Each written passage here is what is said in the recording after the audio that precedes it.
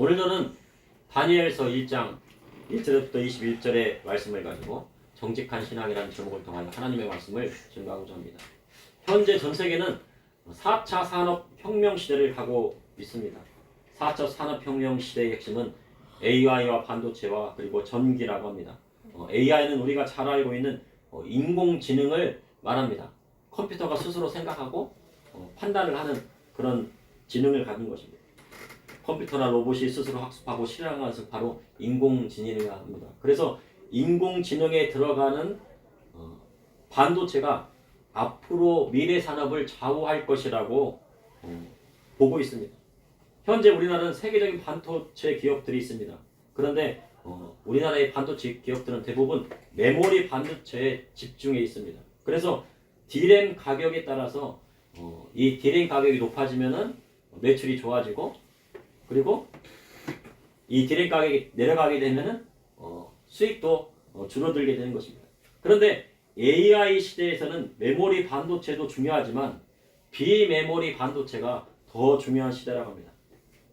그러니 비메모리 반도체를 우리말로 하면 시스템 반도체라고 할 수 있습니다.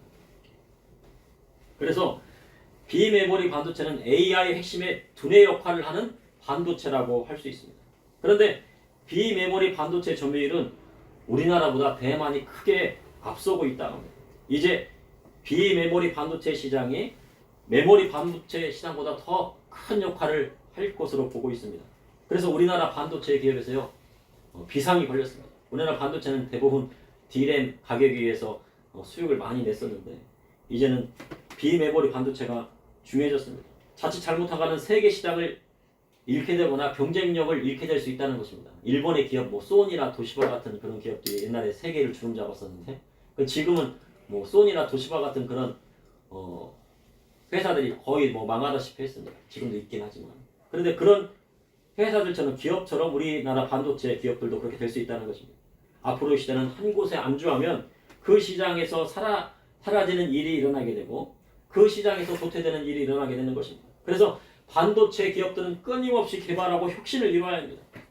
현재 인공지능에 필요한 고성능 반도체인 HBM 시장에서 삼성이 고전을 면치 못하고 있다고 합니다. 그래서 삼성에 대한 위기도 옵니다. 삼성이 이러다가 망할 수도 있겠다라고 하는 그런 위기감이 오고 있다고 합니다.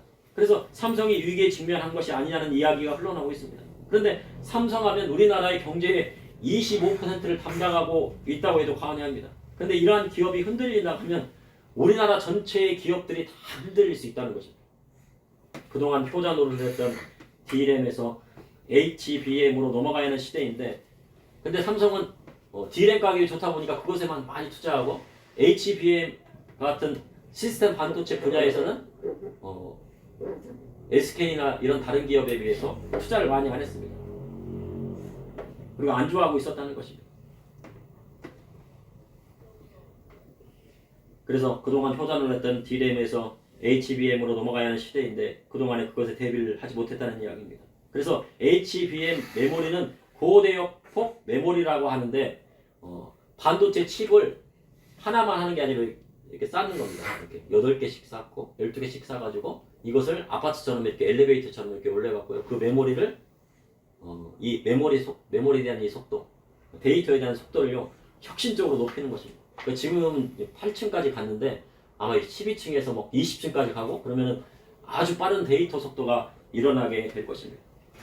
그래서 반도체 칩을 아파트처럼 쌓듯이 올려서 데이터 속도를 혁신적으로 높여서 챗 GPT와 같은 인공지능 서비스를 극대화하기 위함입니다.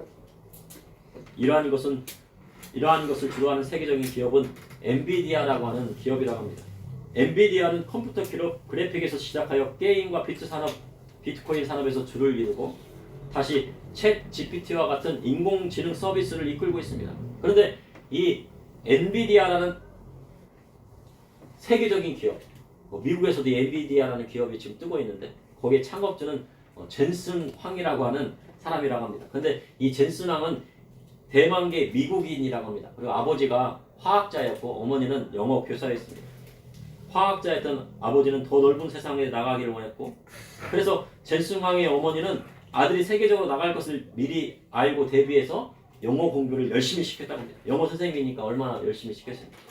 그리고 기회가 닿자 그 가족은 젠슨 황 9살 아들과 함께 미국으로 이민 가게 되었습니다. 그리고 젠슨 황은 미국에서 대학교와 대학원에서 전자공학을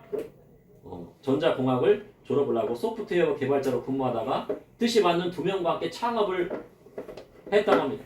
그래서 어떻게 하면 컴퓨터에 있는 신호를 그래픽 카드에 담을 수 있을까? 아이디어를 내고 그것을 실행시키기 위해서 부단히 노력했습니다. 그리고 그 분야에서 성공을 거두었습니다. 그리고 그것에서 더 나아가 인공지능 컴퓨터에서까지 도전하고 있다는 것입니다. 그런데 현재 대만의 TMSC가 파운드리에서 세계 최고를 걷고 있다고 합니다. 파운드리라는 것은 외부로부터 제품에 대한 설계를 받아서 그곳에 필요한 반도체를 설계하는 분야입니다. 그런데 현재 파운드리 시장은 점점 확대되고 있는데 이 젠슨 황이 어디 출신이에요? 네, 대만 출신이잖아요. 그러니까 이 엔비디아에서 어디를 밀어줘요? 네, TMSC를 밀어주는 거예요. 그리고 삼성은 어떻게 해요? 견제하고 밀어주지 않습니까?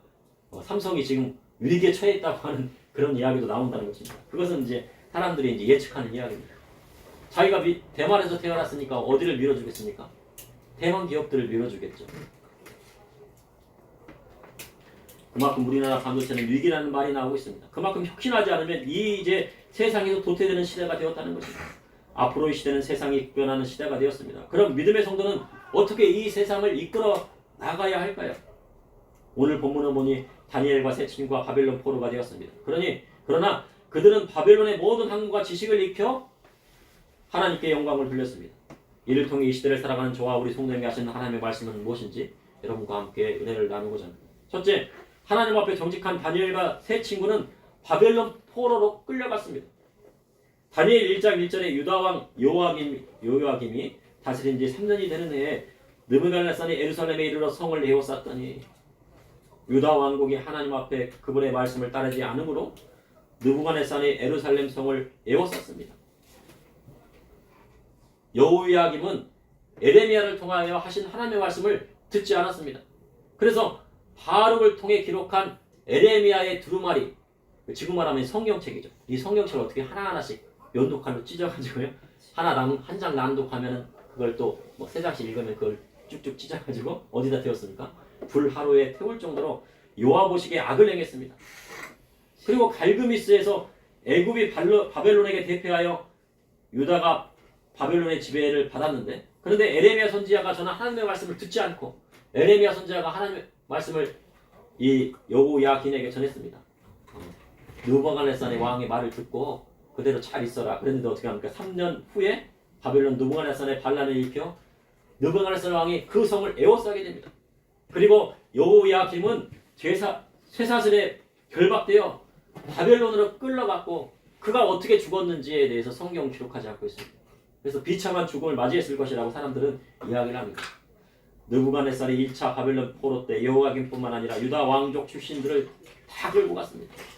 전쟁이 일어나고 패하게 되면 그곳에 있는 고위 관직에 있는 사람이나 지식이 있는 사람은 모두 폴로로 끌려가고 아니면 죽이게 되는 것입니다. 가난한 사람은 끌려가는 것이 아니에요. 가난한 사람은 어떻게 해요? 그곳에 남겨놓고 왕족이나 귀족이나 지식 있는 사람이나 고위 관직자들은 다 끌고 갑니다. 그때 다니엘과 세 친구도 함께 포로로 끌려갔다는 것입니다. 다니엘 1장 3절에 4절에 왕이 환관장 아스부나스에게 말하여 이스라엘 자손 중에서 왕족과 귀족 몇 사람 곧 흠이 없고 용모가 아름다우며 모든 지혜를 통찰하며 지식에 통달하며 학문에 익숙하여 왕국에 설만한 소녀를 데려오게 하였고 그들에게 갈대아 사람이 학문과 언어를 가르치게 하였고 바벨론 왕은 환관장 아스부나스에게 쓸만한 유대 소년 중에 왕궁에서 쓸만한 사람이 없는지 알아보게 하여 갈대아 사람의 학문과 언어를 가르치게 했습니다. 느부갓네살이 요구한 기준에 흠이 없고 용모가 아름다우며 모든 지혜를 통찰하며 지식에 통달하며 학문에 익숙한 소녀들이 있었는데 그 기준에 부합한 소녀들이 바로 다니엘과 세 친구였습니다. 그래서 다니엘과 하나냐와 미사엘과 아사랴인데 이들은 벨드사살과 사드락과 메삭과 아벳노고라고 하는 이름을 갖게 된 것입니다. 바벨론 왕의 환관장에 눈에 띈 이 네 사람은 부모를 떠나 환관장 아스부라스를 따라 3년 동안 있게 되었습니다. 그래서 왕이 제공하는 음식과 포도주를 날마다 쓰며 3년을 길러 왕의 앞에 서게 되었습니다. 사람은요, 이 세상에 태어나 항상 부모님 품에서만 살 수 없는 것입니다. 어린 여러분, 여러분들이 평생 동안 부모님 품에 있는 것이 아닙니다. 어느 순간에는 부모님을 떠나 살아야 돼요. 다니엘과요, 이 세 친구도 어떻게 했습니까? 자기들의 의지에 의해서는 아닌데 포로로 끌려가서요, 부모님과 떨어지게 되었고 환관장과 3년 동안 살게 되었습니다. 어린아이 쪽에는 부모님이 해주는 밥도 먹고 옷도 입고 학교에 다니며 생활하지만 어느 정도 자라 소년이 되면요, 어른이 되어 결혼하고 부모님을 떠나게 되어 있어요. 그리고 부모는 평생에 아이 곁에 있는 것이 아닙니다. 언젠가는 수명이 다해서 어떻게 해요? 아니면 일이 생겨서 하늘나라고 가게 되어 있어요. 그래서 아이 곁에 부모가 없게 될 것을 생각하고 아이가 어른이 되어 성장하여 부모 없이도 사회에 나가 가정을 이룰 수 있도록 부모님들은 뭐 하는 거예요? 공부를 시키는 겁니다. 어린 여러분 알겠습니까? 부모님 항상 옆에 있는 게 아니라고요. 그래서 공부하라고 하는 거예요. 왜냐면 공부를 해야 부모님이 안 계셔도 나중에 사회생활 할 수 있고 가정을 이루고 행복하게 살 수 있어요. 다니엘과 세 친구는 유다 사람으로 바벨론의 언어뿐만 아니라 세상 모든 언어를 습득했습니다. 그 이유는 느부갓네살의 포로가 되어 바벨론 땅에 잡혀왔기 때문입니다. 다니엘과 세 친구는 그들이 이렇게 포로가 되어 부모님을 떠나게 될 줄을 상상도 하지 못했을 것입니다. 그런데 악몽으로도 꾸기 싫은 상황이 현실로 맞닥뜨리게 된 것입니다.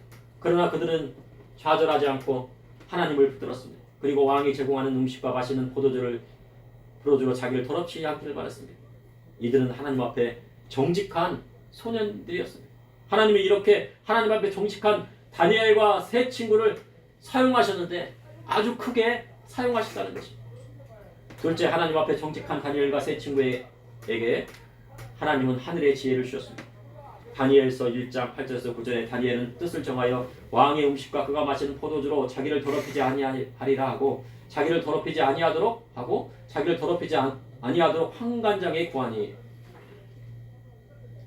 환관장 아스부나스에게 3년 동안 있으면서 바벨론의 모든 항과 지식을 배우게 됩니다. 그런데 다니엘은 레위기 11장의 정결 규율에 따라 하나님의 율례를 지키길 원했습니다.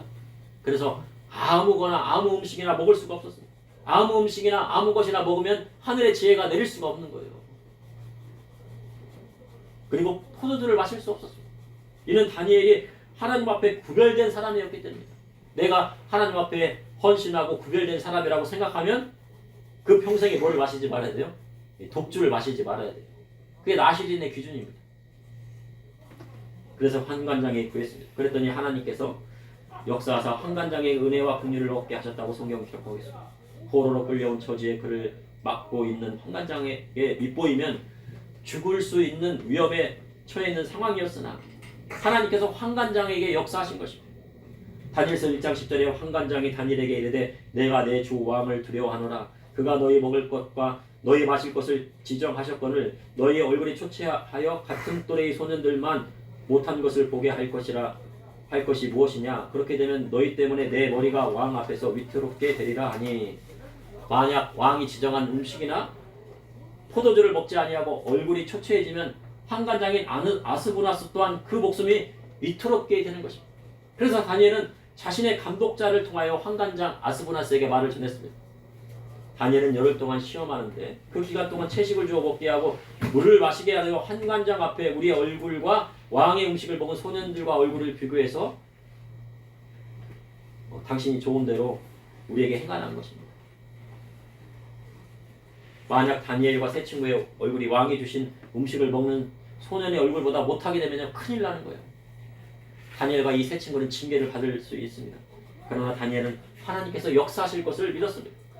아스부나스가 열흘 동안 시험하니 그들의 얼굴이 다른 소년들의 얼굴보다 더 아름답고 살이 더욱 윤택했다는 것입니다.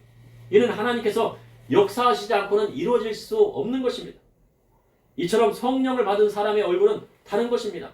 성령 충만한 사람은 그 얼굴에 자신감이 넘쳐나고 그 얼굴에 기쁨이 넘쳐나고 빛이 납니다. 이는 성령 받은 사람과 받지 않은 사람의 차이입니다. 그래서 믿음의 성도는 그 얼굴에서 예수님의 사랑이 느껴지고 성령 충만하여 얼굴에 빛이 나야 되는 것입니다.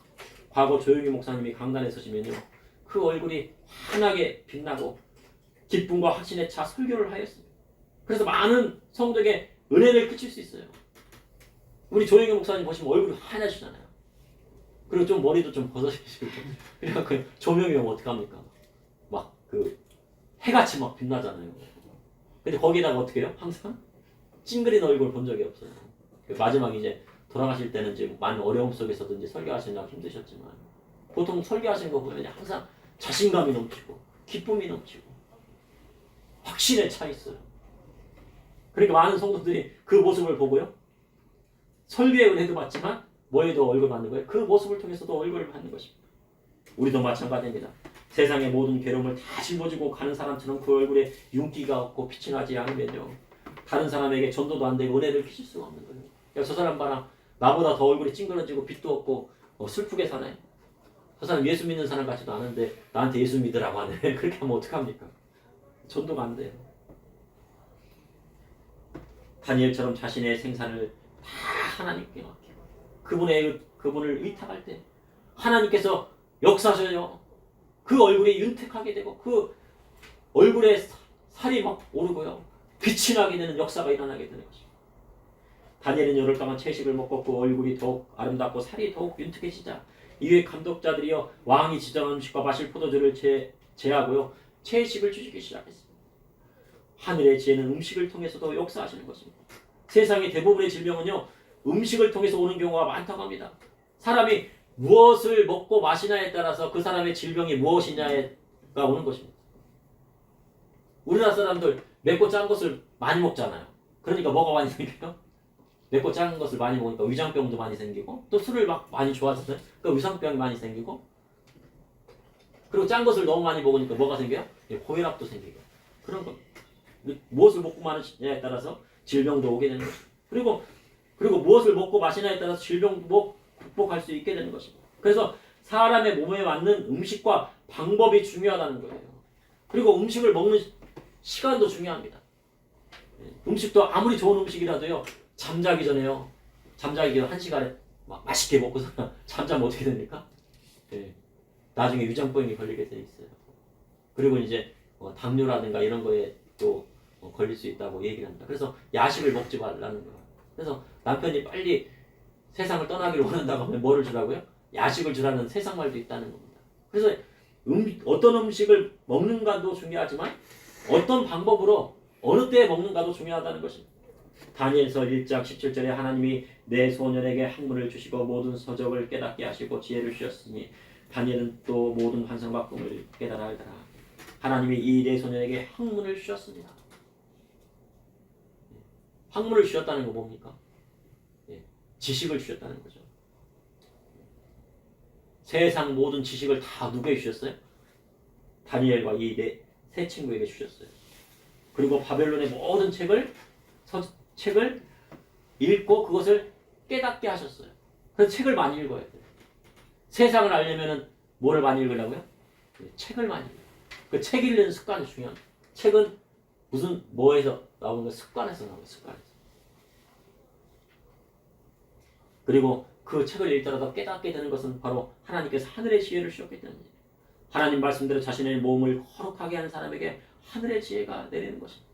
셋째, 하나님 앞에 정직한 사람이 세상을 통치하는 시대가 와야 합니다. 바벨론은요, 세상의 모든 학문과 서적이 몰려들었습니다.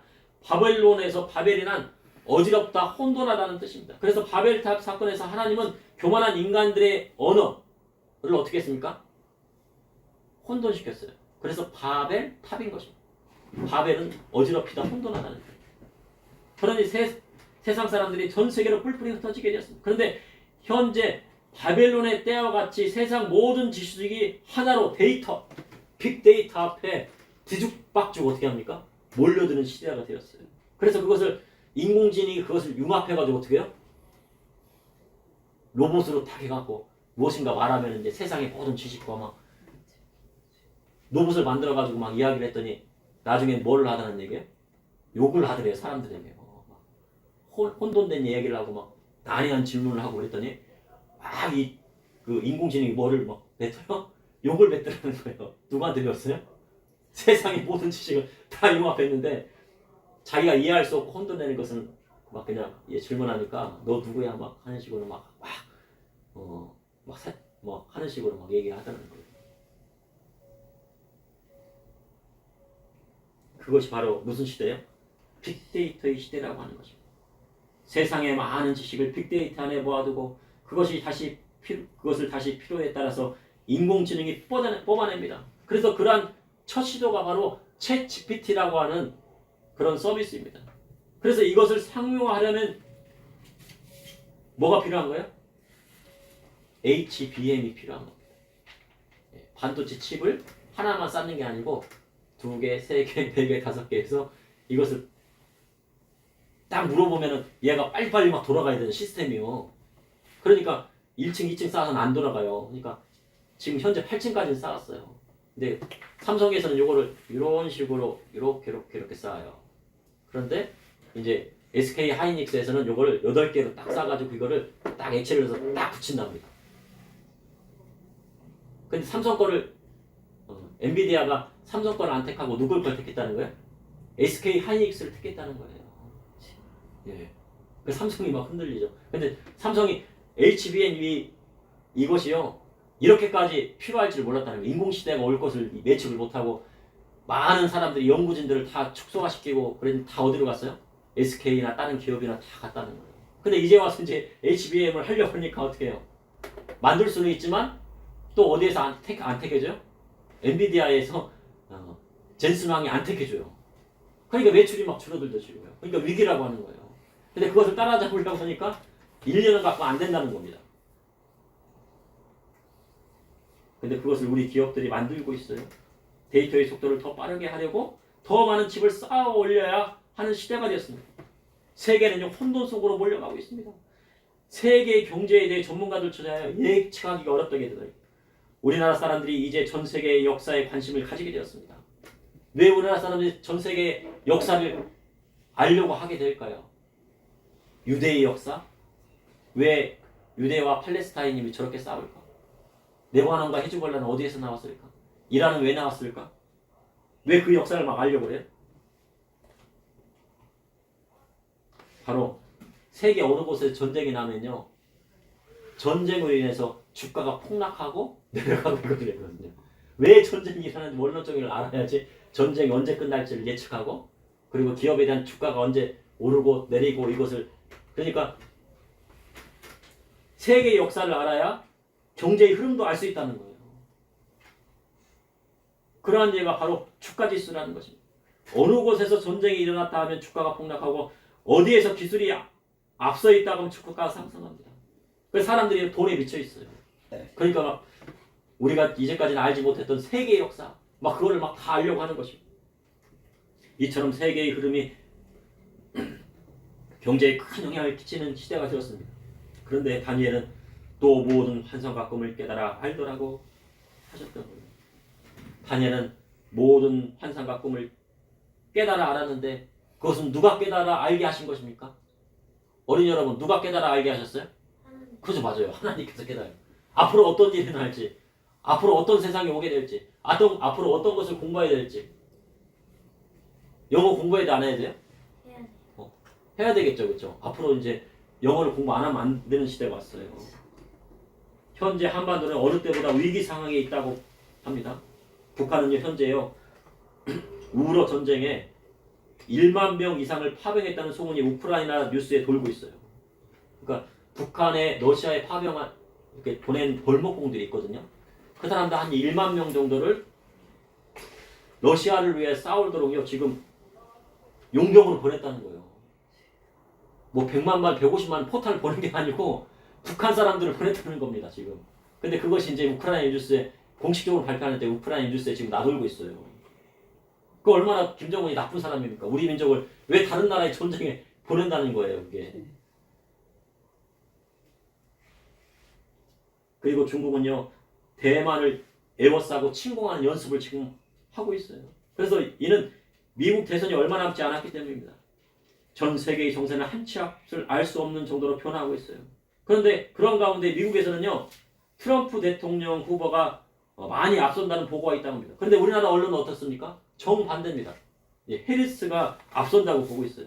근데 미국에서조차도 인도계 흑인이라고 하면, 인도계는 흑인이 아니잖아요. 아시아니까 황인종이잖아요. 근데 해리스를 인도계 흑인이라고 얘기를 해요. 그런데 인도계 흑인이 대선에 나가가지고 대통령이 될 수 있을 것이냐. 근데 트럼프를 진짜 해리스 쪽을 지지하는 게 아니고, 지금 미국의 언론이, 미국에서 어떤 여론조사라든가 그런 경합들을 보면 트럼프가 될 것으로 얘기하고 있습니다. 그러나 우리나라 언론과 정치는요, 한 치 앞을 준비하지 못하고 있어요. 만약에 트럼프가 된다고 하면요, 이 트럼프 쪽으로 정치가 접근해서요, 그를 밀어주고 앞으로 4년을 준비해야 되는데, 일본 같은 경우에는 지금 트럼프를 지지하고 그 트럼프를 통해서 무엇인가 얻으려고 하고 있거든요. 근데 우리나라는 언론은 다 어떻습니까? 해리스를 막 지지하고 있다고요. 그러니까 우리나라는 아직까지도요, 국제 정치를 내다보지 못하고 있다는 것입니다. 며칠 전 중국에서 수많은 노복계가요, 기관총을 달아놓고 시연하는 뉴스를 선보였습니다. 우리 그 사정 로봇 있잖아요. 그 개. 그래서 거기다 뭐를 달았어요? 기관총을 딱 달았어요. 근데 그 기관총을 달았는데 막 가갖고요, 딱 뒤에서 막 조종하면요, 바로 가서 싸움. 근데 거기에 뭐가 들어가야 돼요? 그 로봇계에는 반도체 칩이 들어가야 돼요. 근데 중국은 반도체를 만들 수 있는 기술력이 없어요. 근데 대만은 뭐가 있어요? TSMC가 있죠. 그 반도체를 갖고 오고 싶은 거예요. 만약에 이제 미국 같은 중국이 대만을 침공한다 했나, 미국은요, 그 TMSC 그곳을 이제 미사일로 타격할 수도 있겠다고 하는 겁니다. 중국이 줄 바에는. 이러한 때에 다니엘처럼 장래일을 알지 못하고 모든 환상과 꿈을 깨닫지 못하면 큰일 나는 시대가 되었어요. 국제 정치를 알지 못하면요, 앞으로 우리나라가 어떻게 될지요, 한 발짝도 못 나가는 것입니다.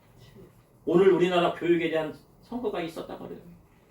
어떻게 될지는 모르지만 앞으로의 서울교육이 달려있기 때문에 문제입니다. 그 사전선거가 몇 프로입니까?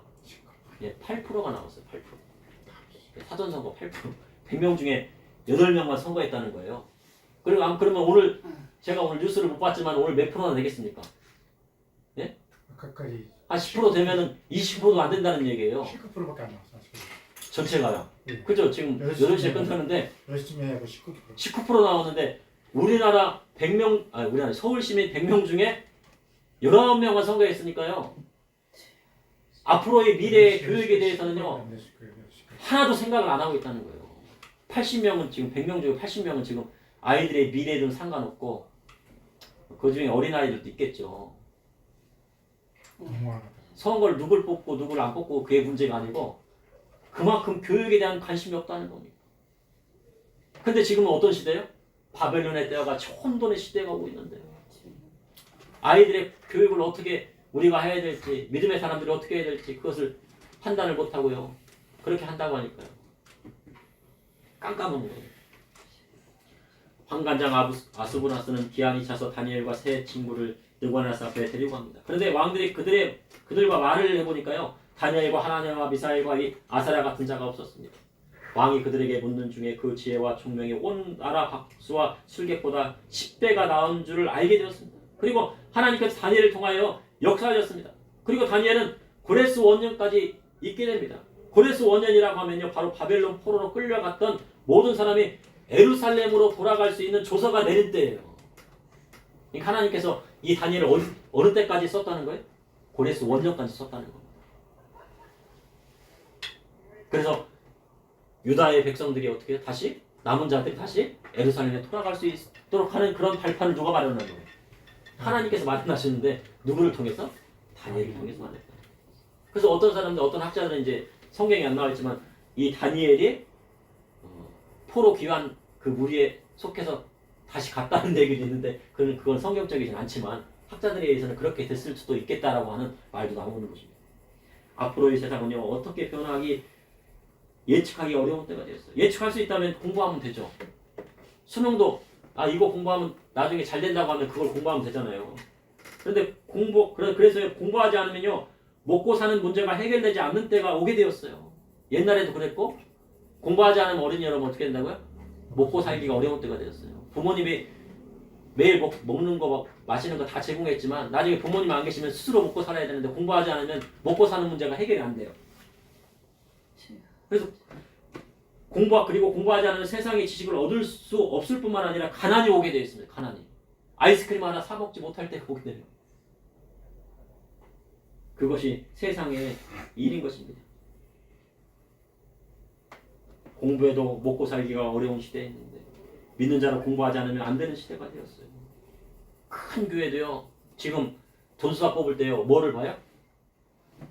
영어 설교할 수 있느냐 안 할 수 못하느냐를 뽑는 거예요. 옛날에는 그냥 전수 아유 믿음 좋아? 기도 열심히 해? 말씀 잘 전해? 그러면 됐는데요. 이제는 영어로 설교 못하면 안 뽑는데. 그런 시대가 왔어요 지금. 그래서 영어 해야 돼요. 하물며 교회도 그렇게 안 뽑는데 세상에는 어떻습니까?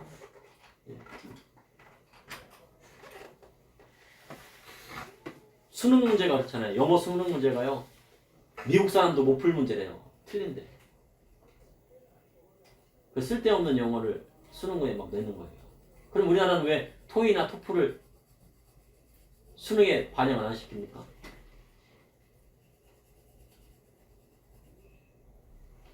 왜 반영을 안 시켜요? 그러면 외부에 있는 사람들이 다 수능 보고서는 우리나라 들어올 거 아니에요. 좋은 데 갈 거 아니에요. 그런데 수능은요. 외국 사람들도 어려운 문제를 내는 거예요. 그러니까 쓸데없는 문제를 내는 거예요. 꼬가지고 진짜 필요한 영어가 아니라 쓸데없는 얘기. 이런 영어가 어딨냐고 하는 겁니다. 그런데도 그렇게 돼요. 왜냐면요. 영어를 잘하는 사람을 뽑아야 되기 때문에 그래요. 좋은 사람을 뽑아야 되기 때문에. 옛날에 그 강남에 그 부장님들의 그 딸들이 시험 문제를 유출해가지고요. 나중에 그 기간제에서 어떻게 했습니까? 딱 틀리니까 틀렸는데요. 그 틀린 오답까지 똑같더라는 얘기예요. 그러니까 오답도 똑같이 오답을 똑같이 쓰니까요. 얘가 범인이 아니에요. 범인이죠. 그러니까 수능 문제도 어떻다는 영어도요. 그것이 유출됐을지 안 했을지 모르는 거예요. 그렇죠? 그런 시대가 왔다는 것입니다.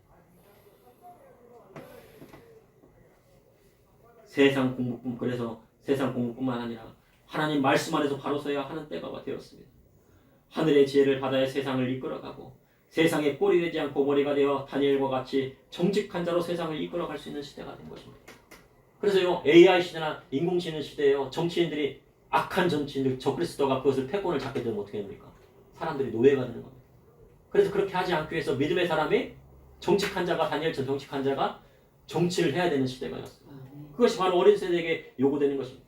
그러므로 하나님 앞에 정직한 다니엘과 세 친구는 바벨론 포로로 끌려갔습니다. 그리고 하나님 앞에 정직한 다니엘과 세 친구에게 하나님은 하늘의 지혜를 내려주셔서 이 다니엘을 통하여 고레스 원년까지 이끌게 하셨습니다. 그리고 유다 백성들이 다시 예루살렘으로 돌아가는 그 역사까지 보게 된 것입니다. 조서가 되는 것까지 보게 됩니다. 그래서 하나님 앞에 정직한 사람이 세상을 통치하는 시대가 와야 한다는 것입니다. 잠시 기도하시겠습니다. 사랑해 주님 오늘도 감사합니다. 아버지 하나님 우리가 가만히 게으르게 앉아있고 미래를 준비하지 않고 다음 세를 준비하지 않으면 안 되는 것을 깨닫게 되었습니다.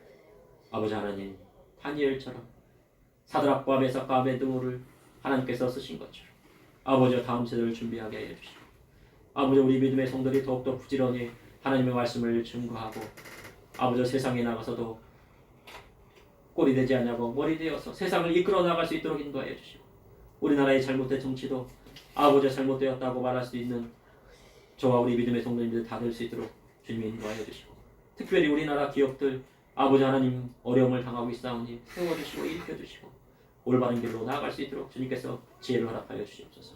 예수님의 이름으로 기도합니다. 아멘.